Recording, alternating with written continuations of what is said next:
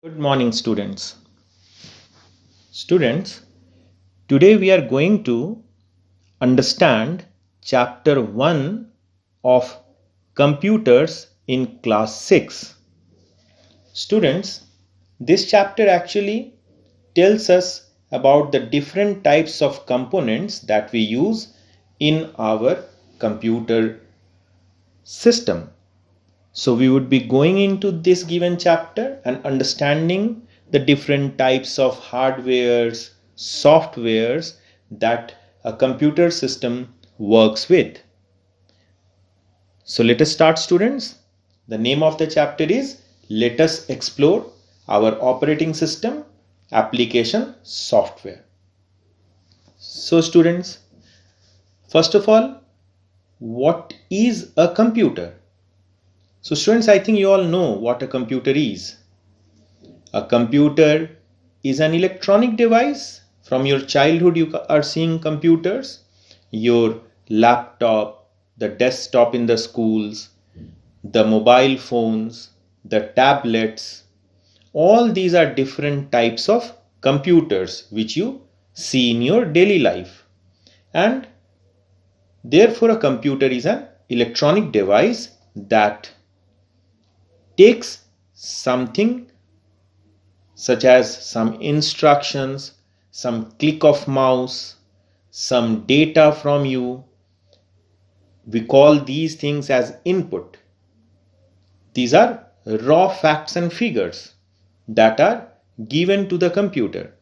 For example, when you play a game in your mobile, you give some instructions through the fingers.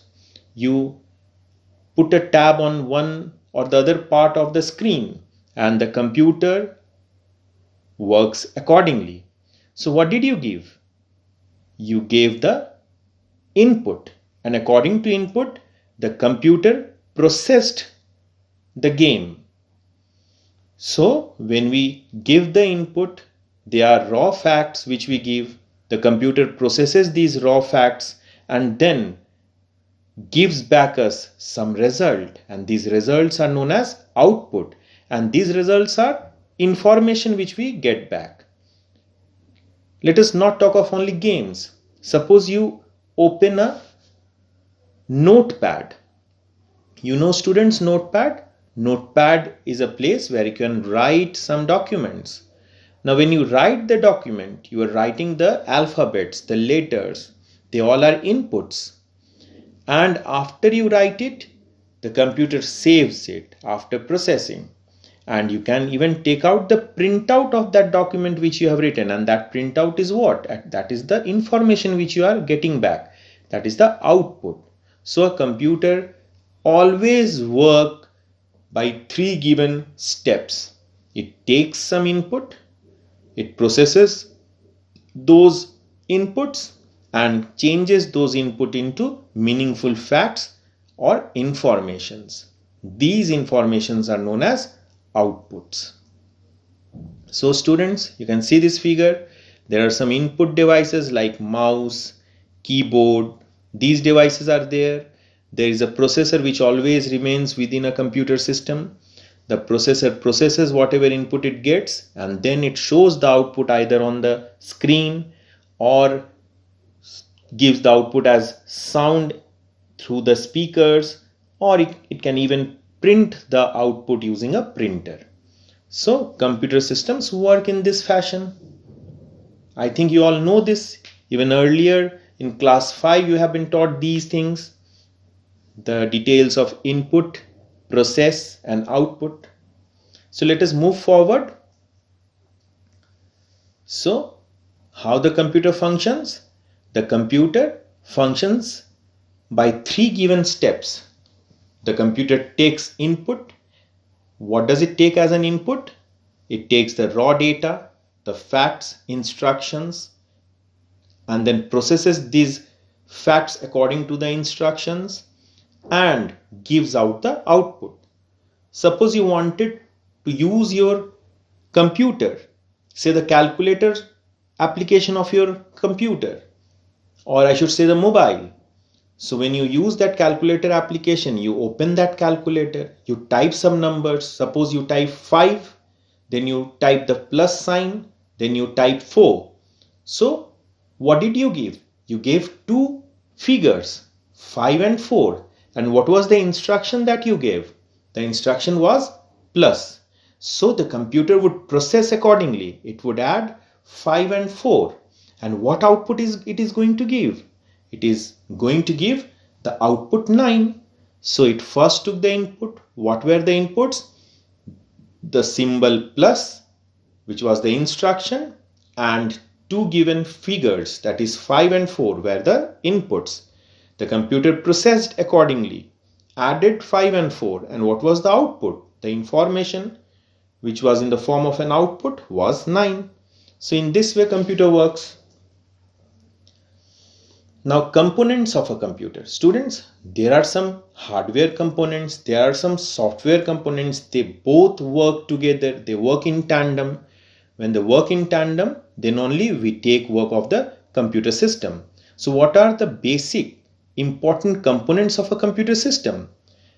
Two important components are there, students, of a computer system. These two components are hardware and software. So let us see hardware first. Students, when you go to a computer lab, you enter the lab.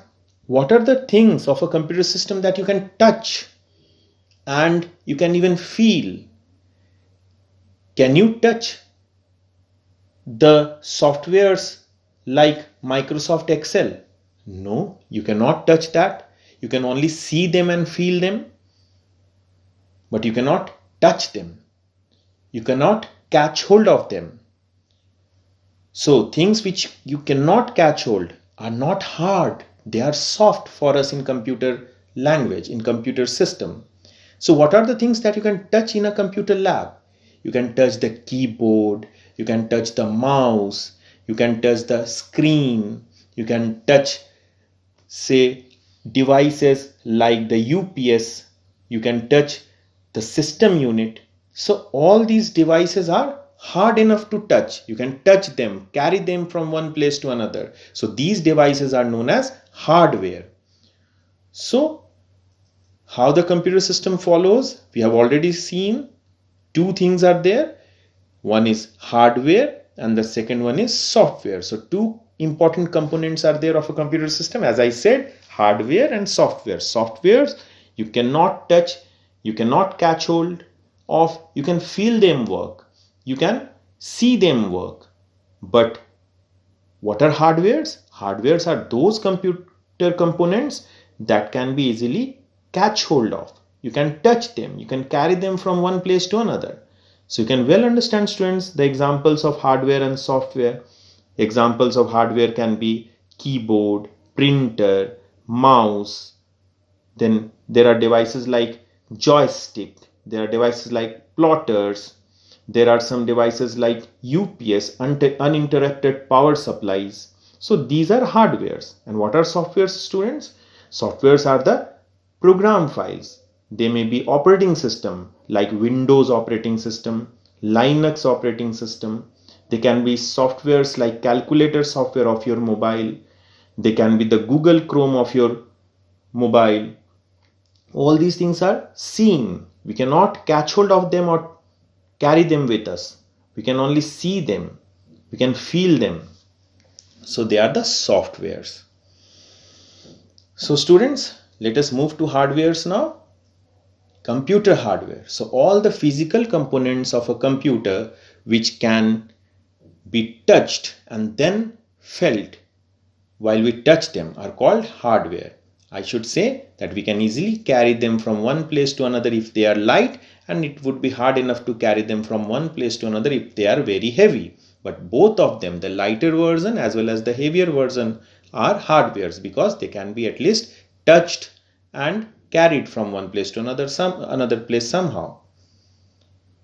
So examples, many examples are there, students. Your speaker, your monitor, your desktop, your keyboard, mouse, headphone, printer, CPU, UPS, all these things are what? They are hardwares. Now let us see software, students. Softwares are a set of programs that take work from the hardwares. They govern the smooth functioning of the hardware. So, without software, hardware cannot work. Whenever you go to the market, suppose you went to the market, you bought a mobile phone. Now, when you bought that mobile phone, you did not put any software in the mobile phone. You did not use the Android operating system. You did not install that in your mobile phone. Is the mobile phone going to work? No, students. The mobile phone will never work because the software has not been installed there. So softwares are highly required for the hardware to work. And softwares, therefore, are a set of programs that help us to take work from the hardware. They govern the smooth functioning of the computer hardware. Some examples of software are, students, you can see Windows 7, it is an operating system. Windows 8 is also an operating system. Microsoft Office is an office processing system. We can write letters, we can calculate, we can make presentations using Microsoft Office. There are other given softwares like the antivirus software for security. So different types of programs are there, and they are meant for taking different types of work from the hardware. Some are used for writing documents, some are used for calculating, creating graphs, charts. Some are used for operating the hardware, they are known as operating system, and some are used for the safety of the computer system, the safety of other softwares. They are known as firewall, they may be known as antiviruses, anti-spywares. All these things help us in keeping our computer safe, and all of them are what? Softwares. So students, you have understood what software is, you have understood what hardware is. So let us go and see hardware and software together. So the hardware and software of a computer systems are dependent on each other. That is, they are interdependent on each other. Without hardware, software is of no use, and without software, hardware is of no use. They have to be used together. They work as a team. They work together. They are used together. So they together form a usable computing system. You will buy the software and you will not buy the hardware, then it is of no use. If you buy the hardware and not buy that software, it is of no use. You'll have to take both of them and work with them together. This is, students, the picture of the different hardwares which we have already seen, and this is the picture of the softwares which we have already seen. They should work together. They actually work together and do our work or functions which we want from them. Now students, we'll go to understand hardware further. So let us go and see the types of hardware. So computer hardware can be broadly classified into the following types. What are those types, students? Input device. Now students, what are input devices? The devices through which we insert the facts and raw figures into the computer so that the computer system can process them is known as input device. See students, when you go to an ATM, you use your finger on the screen. The screen is a touch screen there. So the touch screen is working like an input situation there. Now when you use your joystick to play a game, your joystick works like an input device. Suppose you want to type something from the keyboard. Suppose you want to type a document using the keyboard. Your keyboard is then an input device. Suppose you want to select an icon or a folder. You use the mouse. So mouse is an input device. They all are giving some instruction to the computer or actually typing some figures on the computers or alphabets on the computers. So they all are what? They are input devices. So input device as a whole are those devices which helps to input data and figures into the computer. Now, the second given type of hardware is the storage device. Students, when you type something, when you give some input to the computer, those given data instruction should be stored somewhere. Normally, when you work with the computer stores your details in the random access memory. So when you open Notepad, you write something on the Notepad. Then what happens when you write something on the Notepad? You actually see them on the screen, but they are actually being saved or stored in the RAM. As and when you save that given document, the data from the RAM goes to the secondary storage devices like the pen drive, the hard disk. In our days, that is 10 years back, we had something called floppy disks. They were known as secondary storage devices. Now, why were they known as secondary storage devices? Because they were used only to store the data. So when you actually use that given computer, directly you could not save things in the secondary storage devices. You stored those things in RAM, and RAM is therefore known as primary storage device. So it is the primary memory. And whenever you save something, data which is there in the primary memory actually gets stored to the secondary storage device, like the hard disk, as I said, the floppy disk in our days, nowadays the pen drive, the SD card you have. There are something called cloud also, that is in your Gmail account. There is a place called Gmail server. In that Gmail server also you can save data. If you save data in Gmail server, it is not in your own computer. It is not saved in your own computer. It is saved somewhere far away from your computer at a server. And we say that server to be the cloud. And this concept is known as cloud computing. So students, I have made you understand what storage device is. So hard disk, floppy disk, then CD, DVD. So all these things are what? They are storage devices. The Blu-ray disc, they are storage devices. We store data when we are not using them in these given storage devices. But when we want to use them, we bring them from the secondary storage device to the RAM, that is the primary storage device, and then we can use them. How we do it? We open a file before using. If you go and you want to open a document, you will have to first open it on the screen and then you will use it. While you open, what happens? Things which are in the secondary storage device would come into the RAM, that is the primary storage device, and it would be shown on the screen, and then you can use it. After you can save it back to the secondary storage device. We will see, students, the figures of or photos of these storage devices also. Third is processing device. Now students, when you take input from the input devices, these input, the facts, figures, as I said, 5, 4, plus, they are to be processed. Where are they processed? They are processed in the processing device.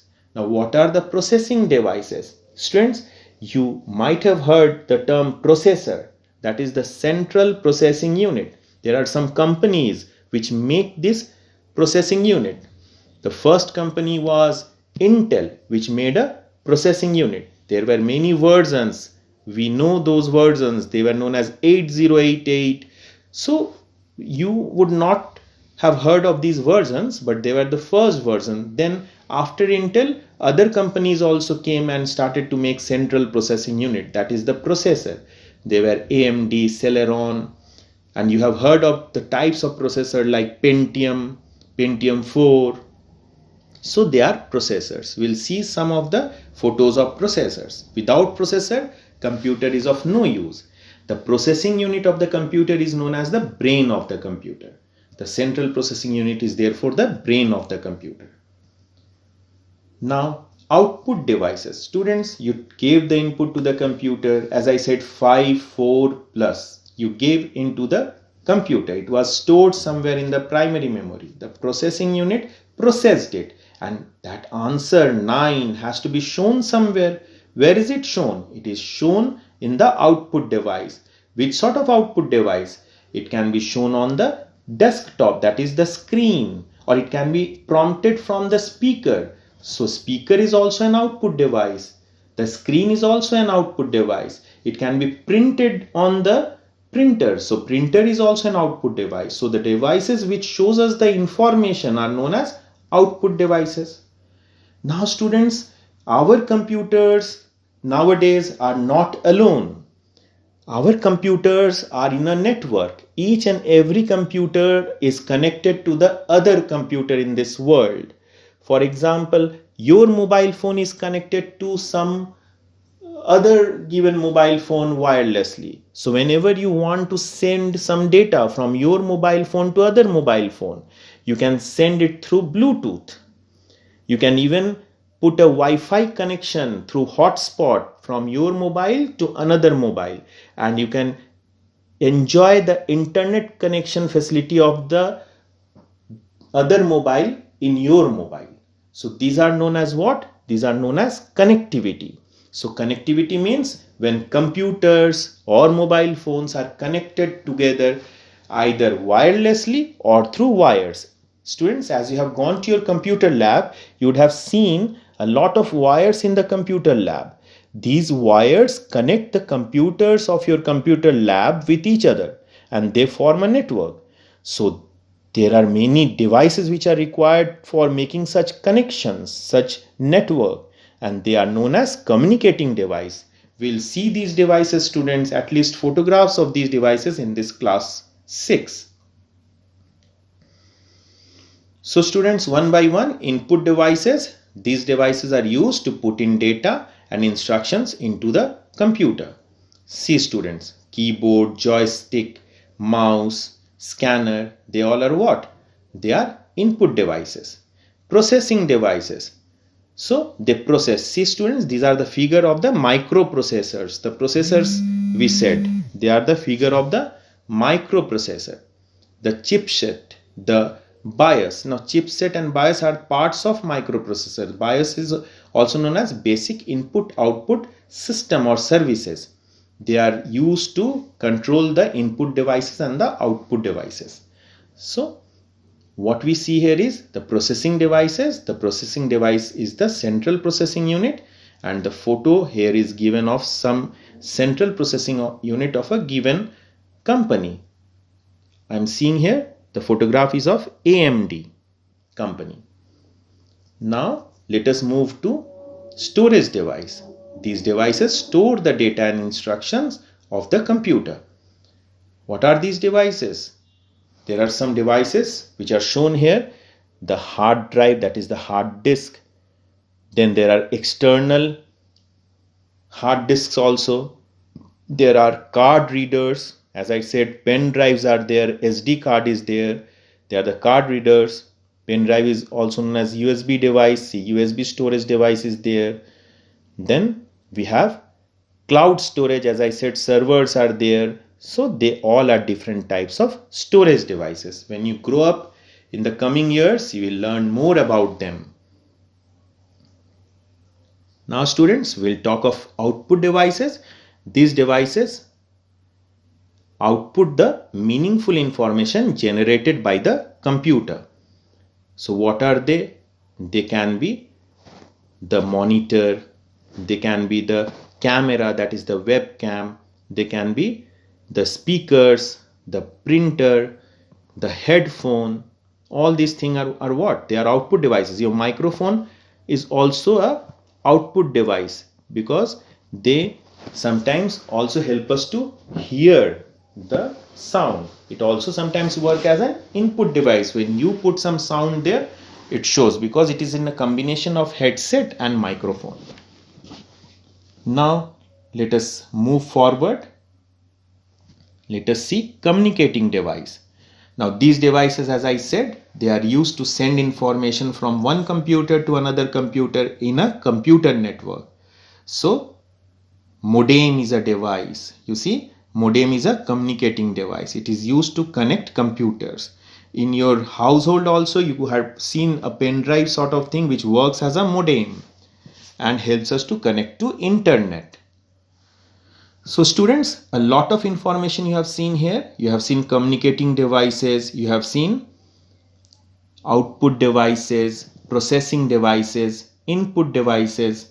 Let us move forward and we will now see softwares. We have already completed our hardware part. So types of software. There are, students, two main types of software. They are system software and application software. Now students, what are system software? Suppose students, we go to the market and we start to talk about buying a computer there. Now you bought a computer but you forgot to buy an operating system. Do you think the computer is going to work for us without an operating system?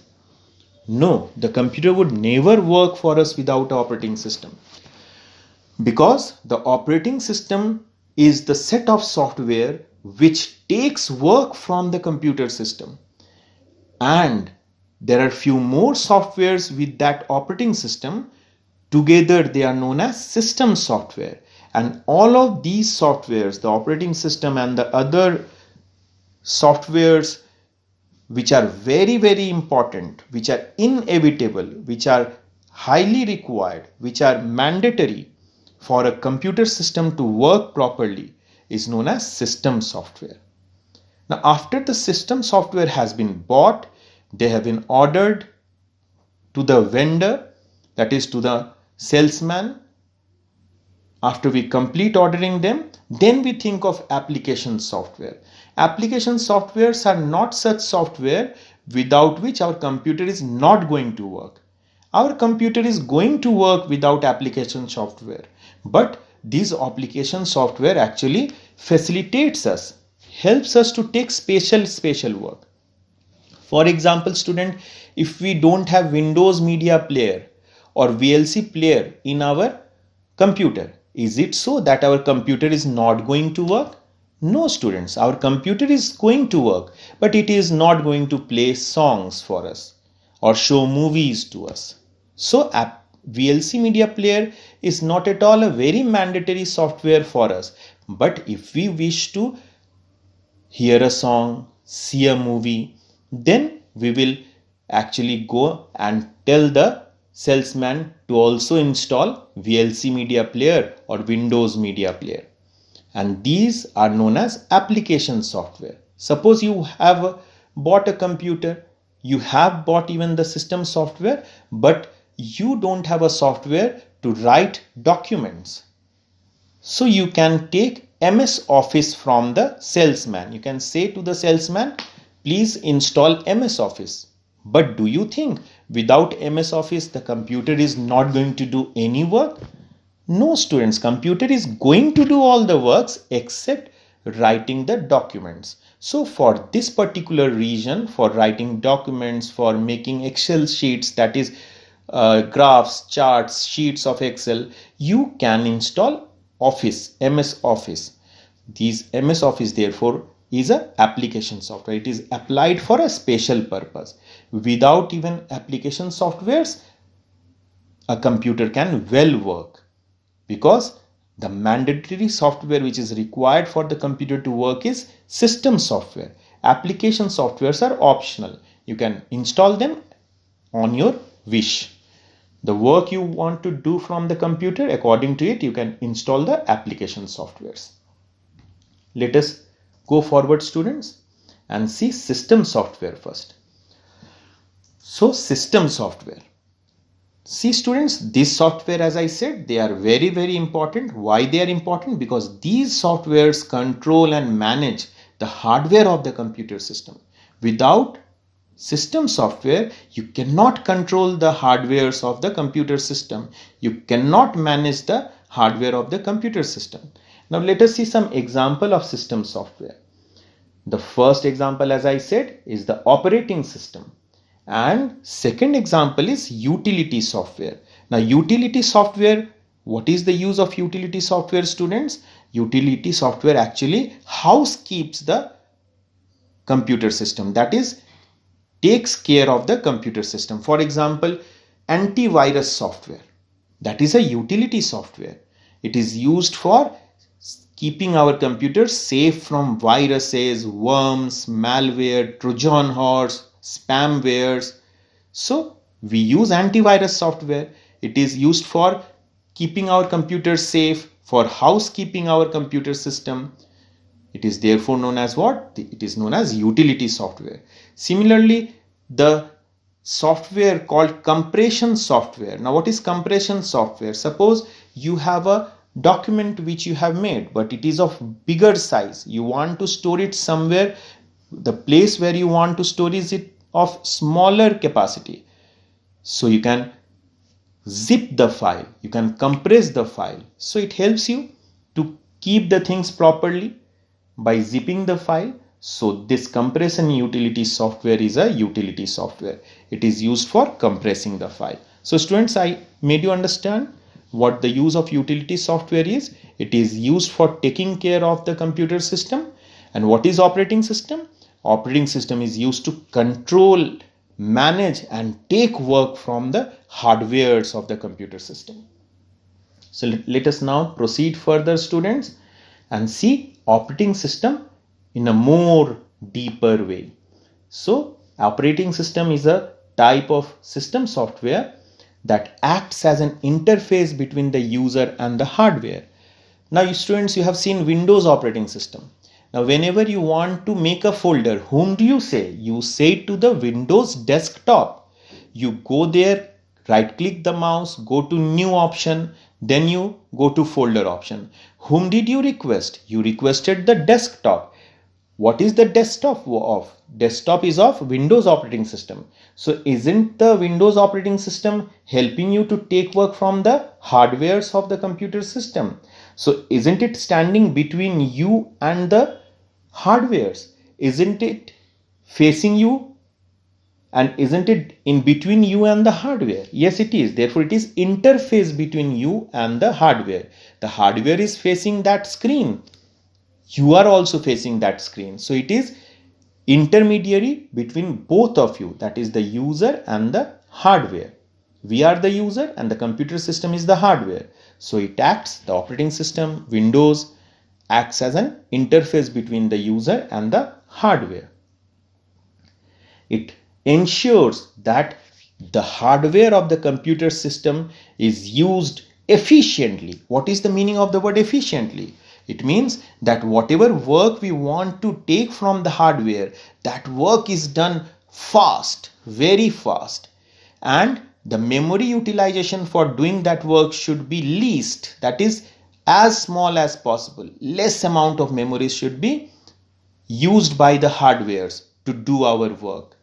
When it uses less memory, when it does our work very fast, it is known as efficient work. So operating system helps us to take the work from the computer system efficiently, that is with less amount of time the work is done and less amount of memory is actually expended to do the work. Third, as I said, you can make files, folders with the help of the operating system. So the operating system manages the files and folders of our computer system. So these are the 3 points which we have seen of an operating system.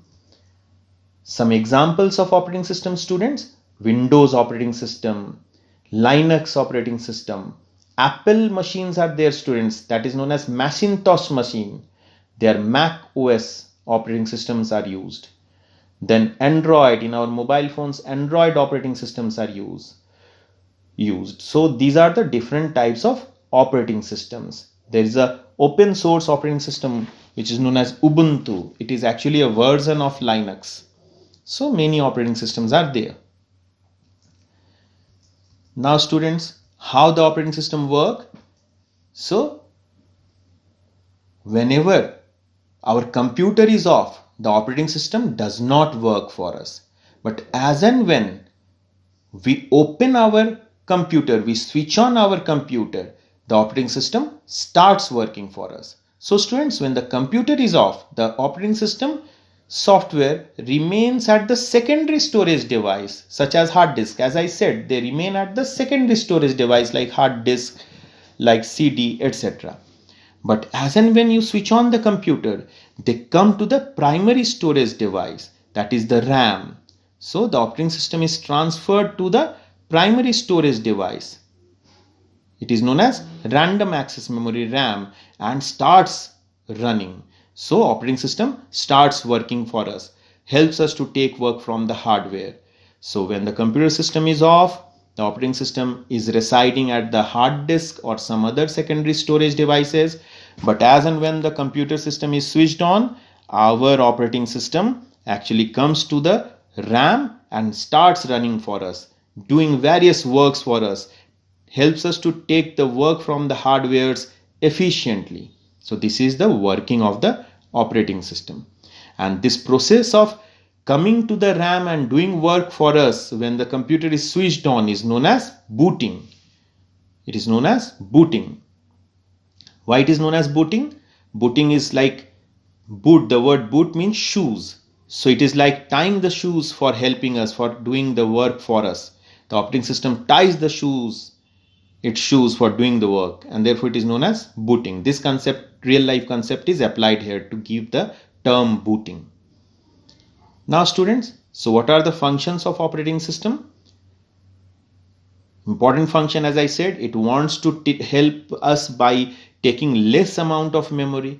It wants to do a work for us while using least amount of memory. So operating system manages the primary and the secondary storage devices and helps us to use them efficiently. File management, as I said, files and folders can be created, deleted, modified. You can rename the files, you can rename the folders, you can give new data to the folders. So these are done with the help of operating system. So file management is done with the help of operating system. Now third is application management. Now operating system, without operating system, application softwares are of no use. The operating system helps us to use the application software. So operating system runs different types of application software, like your gaming software, music software. You hear music, you see videos, you write programs. All this would have not been possible if there were no operating system. So first operating system starts the work with the hardware, and then application softwares are used. They are used not directly with the hardware, but the operating system helps the hardware to understand the working of the application softwares, and therefore operating system has the work of managing the application. It is known as application management. Then hardware management. Your hard disks are there, they are hardwares. Your keyboard is there, that is hardware. Your mouse is there, that is hardware. Your central processing unit is there, that is hardware. All these things, their working, their efficient working is managed by the operating system.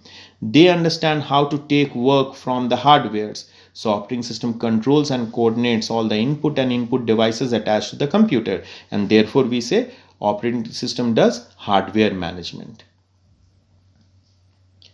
What are the different types of operating system, students? There are two important types of operating system. One is single user operating system and the second is multi-user operating system. Single user operating system is an operating system which are used in those machines where one user can work at a time. Multi-user operating systems are those operating systems which helps or which are used in those machines where more than one user, more than one human being can work together using that given machine. So multi-user operating system is used in those given machines which are used by more than one user. So students, single user, as I said, operating systems that allow a single user to work effectively is known as single user operating system. Example, MS-DOS, full form being Microsoft Disk Operating System, Windows 95. They are single user operating system. And multi-user operating system students, operating systems that allow two or more users to work effectively at the same time. Example is Unix. Unix is a multi-user operating system. Now utility software, as I said, utility softwares are the programs that ensure smooth functioning of the computer system. It keeps our computer system efficient and trouble-free. It manages and maintains the hardware and the software. So this is what? This is utility software. As I said, examples are antivirus software, compression utilities, backup software. They help to keep backups of whatever data we make. So antivirus softwares, these software protect, detect and remove virus from our computer system. You know examples like Norton, Quick Heal, Kaspersky, they are antivirus software. Now application software, so these softwares are made to solve a specific problem. As I said, VLC media player and VLC software, they all are used for hearing songs, seeing movies. So they are for a specific purpose. Examples of application software, MS Office. Then there are different programming languages like Java, Python. They are programming languages. There are some softwares like CorelDRAW. There are some softwares like MySQL. All these softwares are what? They are application softwares. Now types of application software. 3 types of application softwares are there. One is known as general purpose software. Now what is general purpose?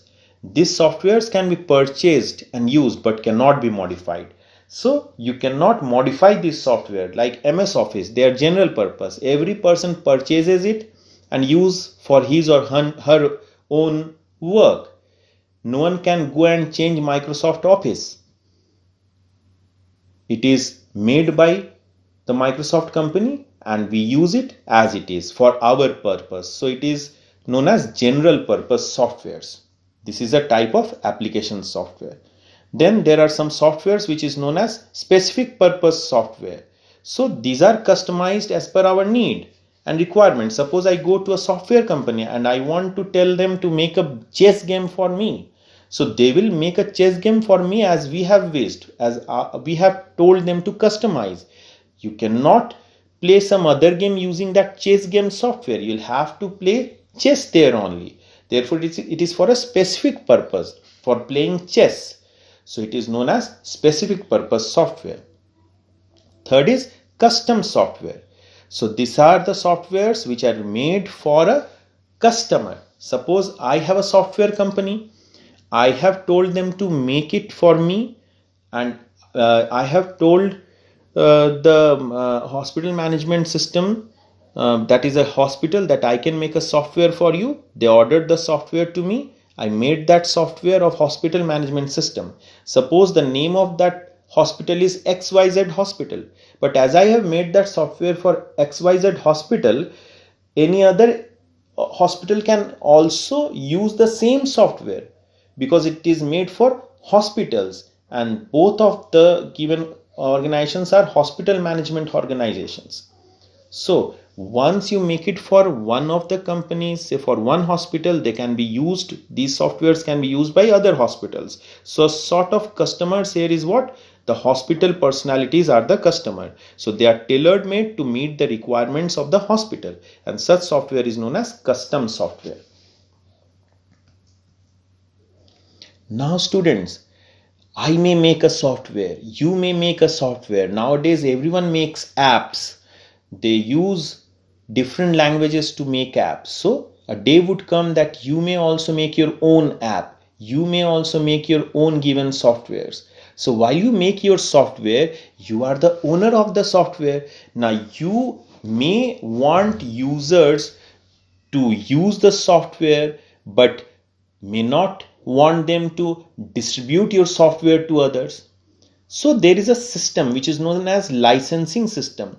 Software licenses are given to the user. Suppose you made a software, you would give license to the user and say, see, this is an agreement. This license is nothing but an agreement where how you will use that software, that is the person whom you are giving the software, how he would use that software, whether he is going to distribute the software to others or not. All these policy matters are written there, and that is known as software license.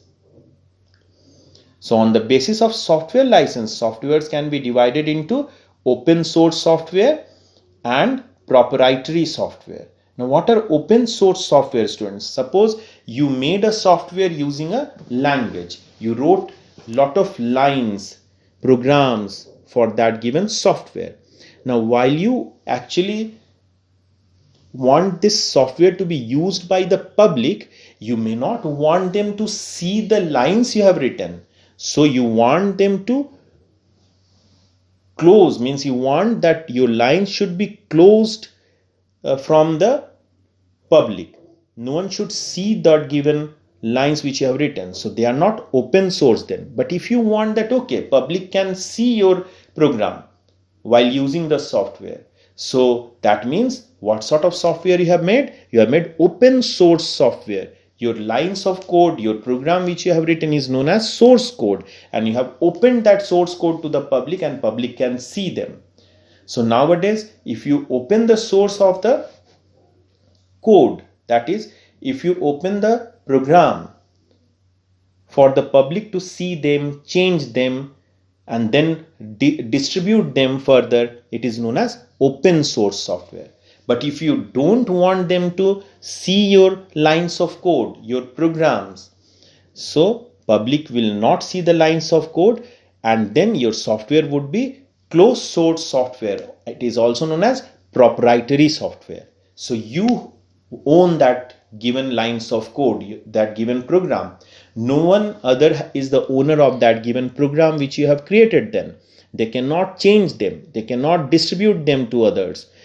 So open source software are the softwares where lines of code can be seen by the public. They can change even those lines of code. They can distribute them further to other given persons. Proprietary softwares are softwares whose lines of code, whose program cannot be seen by the public. They cannot change those lines of code, and they cannot be distributed without the wish of the software creator. So in open source software, if you are using and someone others are creator, so you are the user, you can read and make changes and modify the program code. This software can be easily distributed freely before or after making the new version, that is before or after making the changes in the program code. You can distribute it to your friends even if you have not created that given software. Example, Linux, OpenOffice software, they are open source. The world actually nowadays is moving to this given phenomenon. They are moving to open source softwares. Proprietary softwares, they are also, as I said, known as closed source software. Here it does not allow people to look into the program, to look into the code which the creator has made, or you cannot even modify that given program code which the creator has made. You cannot distribute it. It restricts the distribution of the software. If you are not the creator of the software, you cannot distribute that software. I think students, you have understood what closed source and what open source is. These softwares can be available free of cost or can be purchased. So proprietary software can be available free of cost or it can be purchased. So Microsoft company, when they make a software, they say you have to purchase it from them. There may be other companies which may say that, okay, this is the software which I own. You cannot see the code, you cannot distribute the code, but you can avail it free. You can use it free. So proprietary software can have a cost associated with them or they can be free. Example is Windows operating system, Microsoft Office. So they are proprietary software. Freewares, what are they, students? They are the softwares. They are available free of cost. Students, they can be either proprietary or they can be open source, but they would be available free of cost. So freewares are either proprietary like Windows Movie Maker or open source, which is not a proprietary. It is a open source software, that is OpenOffice org Writer, OpenOffice org Calc. They are open source softwares, and both of them, Windows Movie Maker, which is a proprietary software, and OpenOffice.org Writer, which is an open source software, both of them are available free of cost. So freewares are the software which are free of cost. Many examples are here. LibreOffice is free of cost, Java is free of cost. So many operating systems are also free of cost. Mozilla Firefox is free of cost, VLC player is free of cost, Google Chrome is free of cost. They can be installed without any given cost. They are freewares. Now students, shareware. Now what are shareware? They are the different terms. Shareware refers to the commercial softwares that is copyrighted. That is, whenever you use a shareware, initially they don't charge any money from you. But after a trial version, when you go and use it further, they will ask you for payment. They will ask you to pay for using that software further. So you would have seen many softwares which have trial versions earlier, and after you use it for some days, they say that if you want to use them further, you will have to pay money for those given softwares, and therefore they are known as shareware. So students, we have learned about shareware, we learned about freeware, we learned about proprietary software and open source software. So we today have learned a lot of things, students. You can see them: open source software, proprietary software, freewares, shareware, and before that we talked of hardware. So we have learned the chapter Let Us Explore of class 6 students today. So I will conclude my video at this juncture today. In the next video, we will learn how to make presentations using OpenOffice, that is an open source software. So till then students, thanks a lot and goodbye. Thank you students.